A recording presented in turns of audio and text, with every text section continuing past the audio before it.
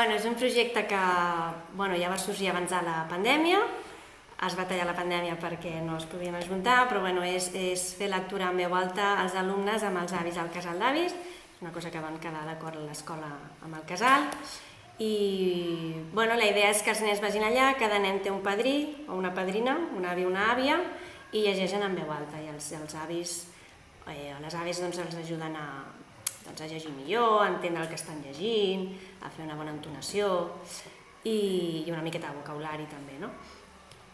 I els llibres que fem servir per fer aquesta lectura, al principi vam escollir un que era lectura obligatòria pel curs, tots els nens llegeixen el mateix, i un cop l'han acabat, perquè hi ha nens que van més ràpid, nens que van més lents i tants, un cop l'acaben escollen un llibre que tenim aquí a la biblioteca, que potser sigui més, que els vingui més d'ús a ells llegir-lo.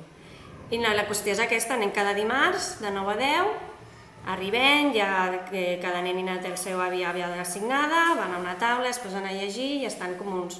No és una hora sencera, perquè potser és molt per uns alumnes de tercer, uns 40-45 minuts, llegint i també fan una estoneta de parla, també parlen, es pregunten coses i això. I fem una miqueta de vincle dels alumnes amb la gent gran, també, que és molt maco.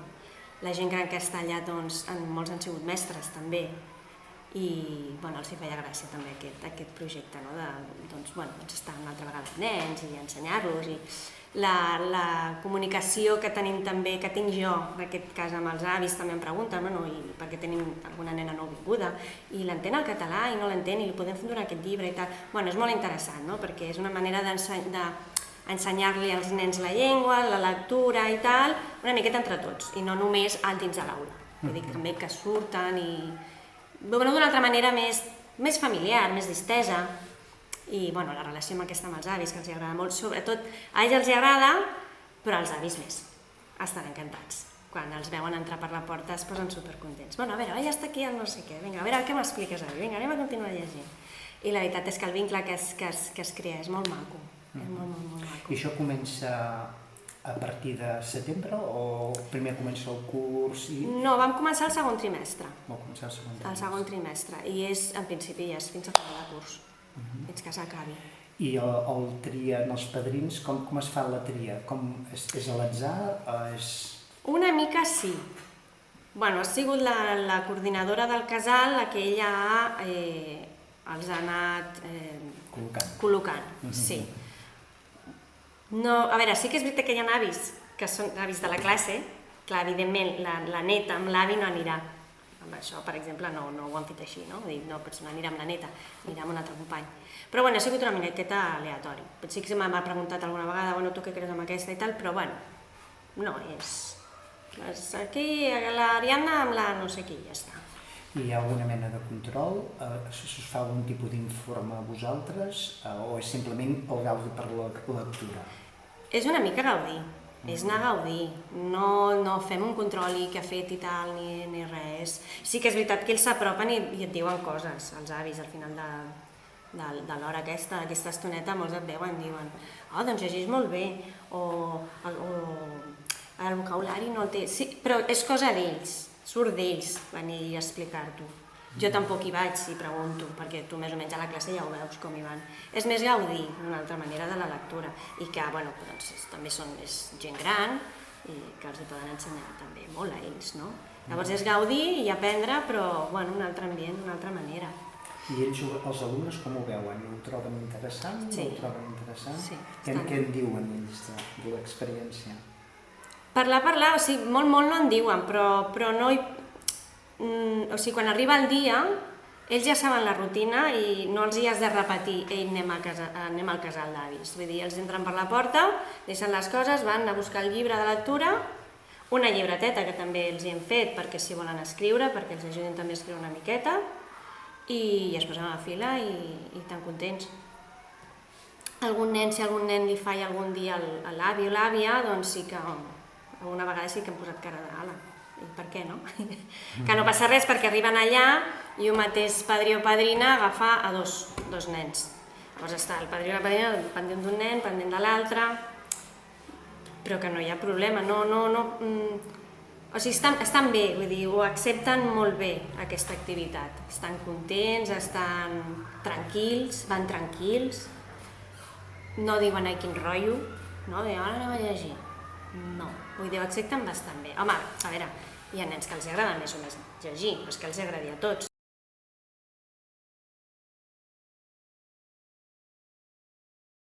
Bueno, es va explicar a principi de curs de la reunió de famílies i jo crec que ja ho coneixien, doncs abans de la pandèmia, que ja es feia i tal, i bueno, no hi havia cap comentari de ai, ho feu una altra vegada, o que xulo, vull dir, tot com molt normal, no? Com una activitat molt normal de l'escola, molt ben acollida, per dir-ho d'alguna manera, no? I bé, no tinc cap reacció, no tinc cap comentari ni bon ni dolent. O sigui, s'ho pren això, no? Com una activitat més de la classe i positiva, una activitat molt positiva. Sí que és veritat que algun dia, quan anem cap allà, hi ha alguna mare a la porta i els fa gràcia, jo crec, no? Veure'ls sortir del casal d'avis i tal, i els saluden. Alguna mare, alguna àvia, algun avi. I estan allà a la porta i saluden els seus nets, i que estàs aquí llegint i tal. Vull dir que jo crec que no hi ha cap reacció, no és allò que facin un comentari normalment, no? De oh, que guai això del casal d'avis, o quan s'acaba això. No, però jo crec que s'ho prenen molt bé, jo crec que ho veuen com una cosa molt positiva. Principis fins a final de curs. Fins a final de curs. Sí. I heu previst fer un acte final o alguna cosa? No s'ha parlat encara. No se n'ha parlat. No se n'ha parlat. Això sí, per Sant Jordi, els avis estan preparant alguna coseta per ells, en plan sorpresa. Perquè justament és un dimarts, el dia de Sant Jordi, i hi anirem igualment, encara que aquí a l'escola fem un acte especial de Sant Jordi, però hi anirem igualment perquè no es perdi aquesta estoneta, i ells estan preparant com un teatre sorpresa així sobre la història de Bernat de Riudemeia, precisament, i els hi representaran allà. O sigui, aquell dia una miqueta també canviem. Ells estaran més d'espectadors que no aniran a treballar, no? Per dir-ho d'alguna manera, a llegir. Els hi faran com una sorpresa. Bon dia!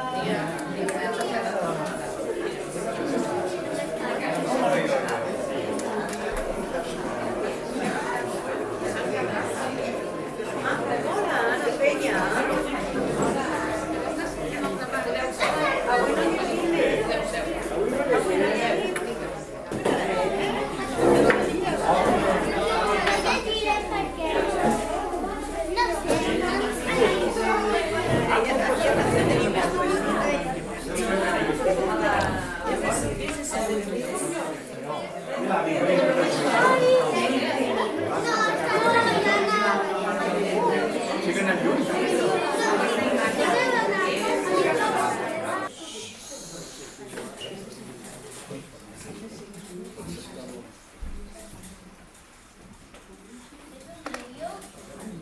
Bon dia, nens i nenes, mestres i padrins de lectura. Estem acabant aquesta activitat de lectura d'aquest curs. Ha estat una experiència molt bonica, que segur que ens han deixat un bon record, tant a vosaltres com a nosaltres. Per això, avui volem ser els padrins de lectura qui ho llegeix un text. Hem triat un text que parla d'una antiga llegenda d'Argentona. Esperem que us agradi. Doncs avui, entre tots i totes, us volem llegir un poema que parla d'un personatge que fa molts i molts anys va viure en una de les cases de pagès més maques d'Argentona. Qui era? Un noi? Una noia? Com es deia? Ui, les llegendes expliquen que era un xicot jove, valent, guapo, però una mica celebrat, que es deia Bernat. I se sap on vivia? Doncs expliquen que era fill d'una casa situada a la vall d'un antic riu, a la part de dalt de la riera d'Argentona, anant cap a Orris, que es deia Can Riudemeia. Apa, estem parlant d'en Bernat de Riudemeia? Sí, justament aquest.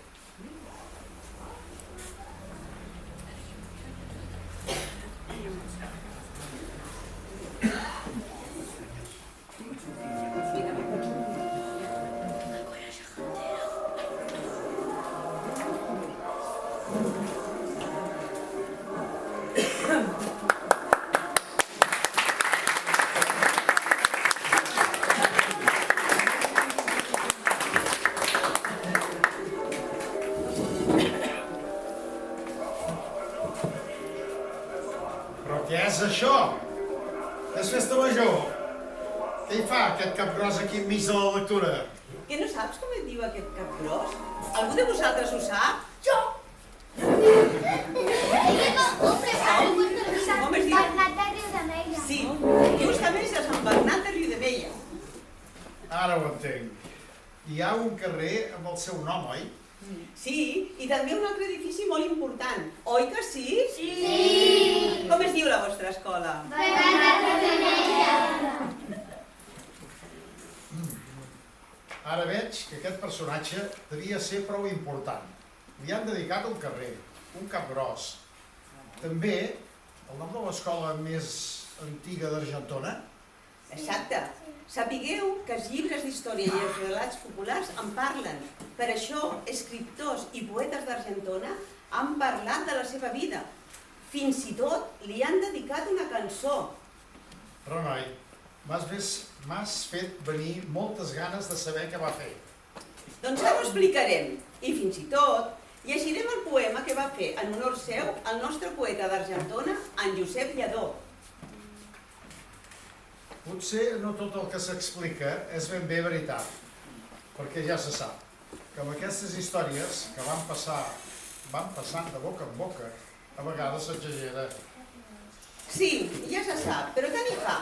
Tinc ganes de sentir-ho. Vosaltres no? Sí. Doncs prestem-hi atenció.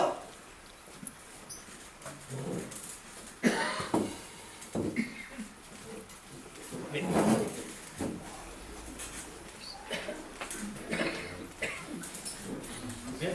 Un noiet que va néixer cap allà l'any 1200, o sigui, fa més de 800 anys, en una de les cases de la vila d'Argentona, a la vall de Riudemeia, que de ben jove se'n va anar a córrer el món, amb el senyor de Sant Vicent, que era el senyor de Borrià. No sabem quina edat tenia, ni si va anar mai a l'escola, però sabeu? En aquella època, pocs nens i nenes podien aprendre a llegir i a escriure. Era un luxe reservat només als que eren molt rics. I no tenim notícia que a Argentona hi hagués cap escola. Així que ben aviat, potser a la vostra edat, tothom havia de treballar al camp, a casa, o de ben joves anar lluny a buscar la feina. Doncs en Bernat, segurament, com que això de les lluites ja li anava bé, va anar a fer de soldat pel senyor de Sant Vicenç que vivia a Borrià i expliquen que va arribar a tenir un domini de l'espasa que més valia no barallar-s'hi. Però vet aquí que un dia aquest senyor de Borrià, que manava molt, va decidir que aniria amb tots els seus soldats a ajudar el rei Jaume I a conquerir Mallorca. Penseu que aquesta història passava ja gairebé un mil·lenni i que a aquella època això de les lluites i les guerres eren el pa de cada dia. Vaja, una mica bàrbars sí que eren. Sí, i tant. I així va ser com en Bernat de Riudemeia va acabar fent de soldat mariner en un vaixell comandat pel mateix rei Jaume I el Conqueridor, que va anar a Mallorca a lluitar per poder manar com si fos l'amo d'aquelles terres. No vull ni pensar com devien anar tants homes en aquell vaixell de fusta, que no tenia motor, com els d'ara, sinó que anava amb veles i amb rems, sense cap comoditat, i amb poc menjar i poca aigua dolça per beure. Per això van trigar uns quants dies a arribar. Imagineu-vos l'alegria que devien tenir quan van veure terra. Van arribar per un lloc molt bonic de Mallorca, que és la cala de Santa Ponça, però allí els esperaven uns altres guerrers que també volien ser amos de l'illa, i ja la tenim armada. I atenció, perquè aquí ve la llegenda. Sabeu què diuen que va fer en Bernat de Riudemeia? Quan va veure terra, sense saber què s'hi trobaria, ni si largarien, va ser el primer que va saltar del vaixell a l'aigua i va nedar fins a un turó, s'hi va enfilar i va plantar un estendard fet amb una llança i un panó blanc com si fos una bandera, en senyal de conquesta. Bé, potser les llegendes exageren i ja no sabem si s'hi va llançar o va caure del vaixell perquè no es podia estar quiet. O el van empènyer. La qüestió és que sabem que sí que hi era, que va ser el primer a tocar terra i que va ser molt valent. Tots els relats antics expliquen que ell va ser qui va animar els altres soldats a baixar dels vaixells, per a conquerir l'illa de Mallorca. Això de conquerir terres i fer fora de mala manera els que hi viuen és una mica abusiu, però en aquella època era freqüent. D'aquí venen les històries i llegendes de les lluites de cristians i sarraïns, dels bàrbars i altres tribus o pobladors que de tant en tant feien guerres per a prendre's terres els uns als altres. I així és.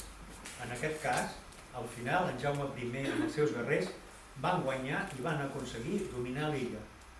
Per aquesta raó, en Jaume I també va ser rei de Mallorca i com a agraïment a en Bernat de Riudemeia per haver estat tan valent, el va premiar i el va anomenar capità i senyor de Santa Ponça.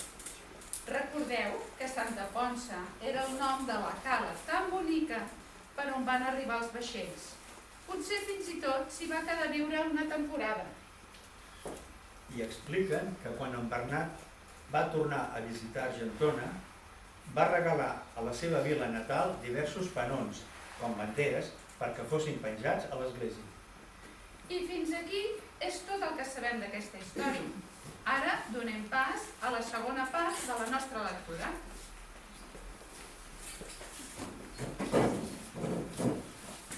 I ara, per acabar, llegirem el poema que du per títol Romans Sant Bernat de Riudemeia, senyor de Santa Ponça, que va escriure un poeta d'Argentona, en Josep Lladó.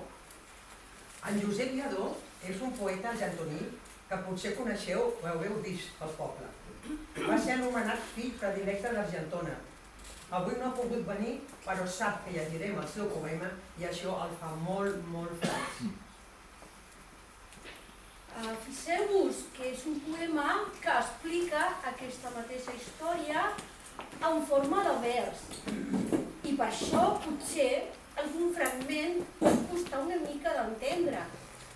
Però com que ara ja sabeu quina és la llesta d'en Bernat de Riudemeia i ens heu demostrat que sou nens i nenes molt espavilats, segur que mentre escolteu la lectura del poema podreu fer volar la vostra imaginació com si veiéssiu en Bernat i tots aquests cavallers fent anar l'espasa o manant els vaixells per alta mar. Oh, i tant! I escolteu bé, veureu que la cançó que sona és justament aquest mateix poema, cantat per la coral Càntic d'Or d'Argentona. Doncs vinga, sentim-ho!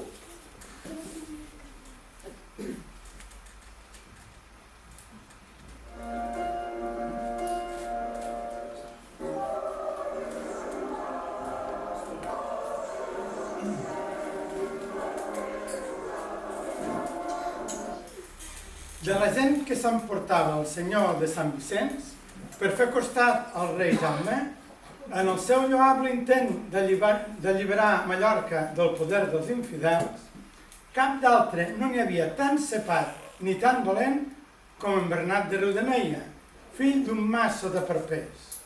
Era destre en la ballesta i no n'hi havia cap més que brandés tan bé l'espasa com sabia fer-ho ell. Joguet eren de les ones, cadascun d'aquells vaixells, que avançaven vers Mallorca, plantant cara al pitjor temps i aguantant, com per miracle, dalt la cresta dels seus gens. Els troncs responien ràpids al fueteig dels llampecs, amb les seves veus pregones, talment les veus de la veu. I en Bernat, dret a la popa, desafiant Maricel, a l'enllista de Mallorca, treu l'espasa del cim. La cala de Santa Ponça era un ull al cel obert, on les naus del rei en Jaume entraven a cops de rem. El primer que salta a terra és Bernat, l'ardit bailet, que cridant «Desperta, ferro!» arrossega l'altra gent. Brillen al sol del migdia, espases, punyals, coltells, que engrapen les mans de ferro des del rei aragonès. L'amorisme que els espera, acostada en el terreny, s'ha llançat a la palestra, encollida i sense seny. Els ballesters no descansen, els arquers encara menys. Les sagetes van i venen, les fletxes creuen el cel, la cridòria omple l'aire i la sang tenyeix l'areny. I en Bernat de Riudemeia, avançant amb el pas ferm, esquivant dardells i alfanges, enfortir-se en el destret, planta amb orgull la senyera entre 1000 visques dels seus. El rei Jaume preguntava: qui és tan valent bailet? En Bernat de Riudemeia, fill d'un mas sota Perpès, de la vila d'Argentona, té en Guillem de Sant Vicenç. Doncs des d'ara, el vassallatge que en Bernat sol reti el rei, perquè una gesta com la seva, tal honor, bé prou mereix. I amb la punta de l'espasa, fent la senyal de la creu, nomenava en Bernat de Riudemeia cavaller en nom de Déu.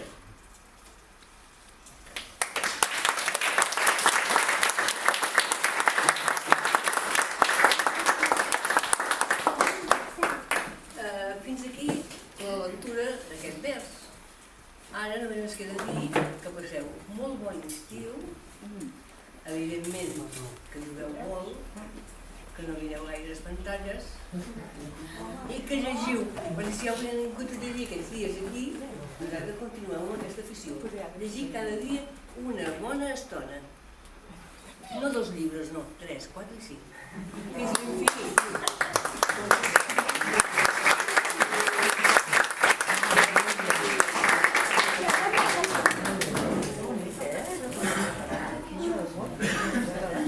Poc us ho pensàveu, Poc us ho pensàveu que veuríeu amb ells. La setmana que ve que us podré explicar perquè estem convidats a A quina hora? Sí? Convidem, no? Sí! dimarts, no?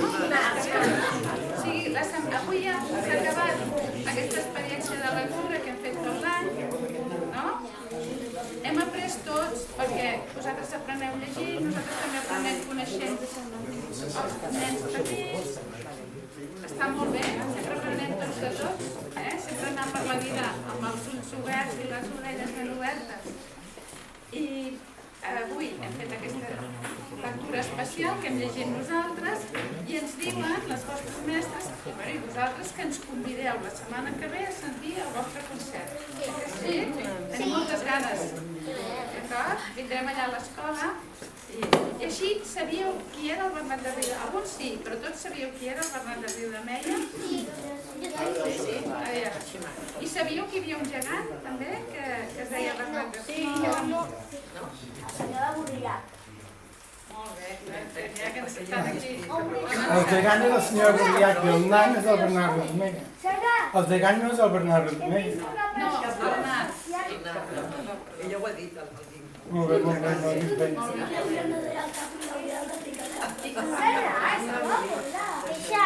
La mestra proposava adreçar-nos per parelles.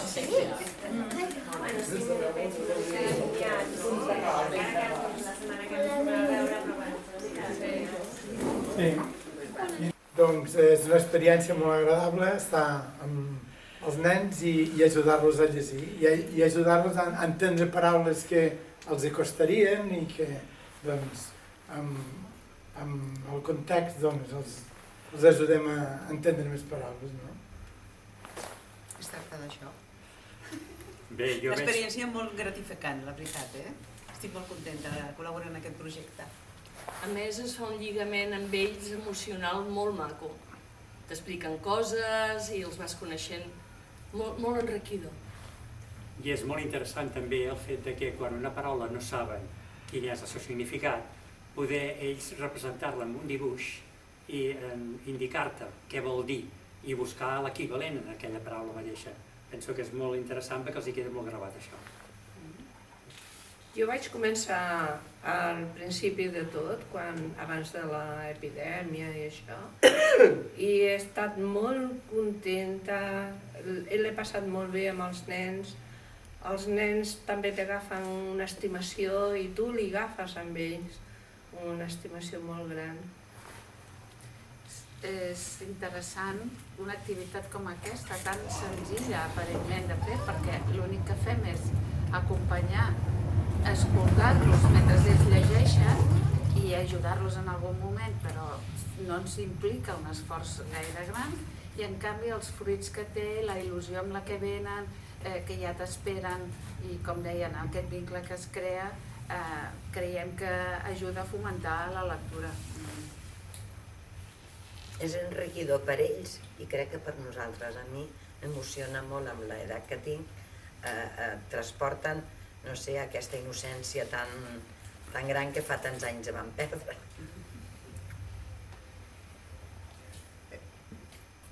Es una experiencia que la quería hacer y ya la he hecho. Estoy muy contenta. Ho recomanaríem que això s'extengués perquè val la pena per tothom. Per mi és una doble satisfacció. Una, perquè veig que això és molt útil i després de veure els informes PISA que han caigut en aquest país i veure que un dels principals fracassos és la lectura i la comprensió lectora, crec que aquesta és una d'ajudar a posar un dels fonaments perquè la seva vida d'estudiants sigui més reeixida i que els hi vagi tot molt bé. A part, personalment tinc la sort que tinc la meva neta entre els que venen aquí. O sigui que conèixer els seus amiguets i veure com llegeixen i veure com ha estat, doncs la veritat és que em dona molta satisfacció i m'agrada molt l'experiència. Doncs, les lectures que es fan són en català, sobretot, i creiem que el nivell és bo del català que tenen, però que ajuda que es reforci més, perquè a part de la lectura, clar, dins de la lectura està l'entonació, està el vocabulari, tot això, entre ells també parlen i es comuniquen en català, llavors també ajuda que aquest aprenentatge de la llengua sigui més significatiu i evolucioni més.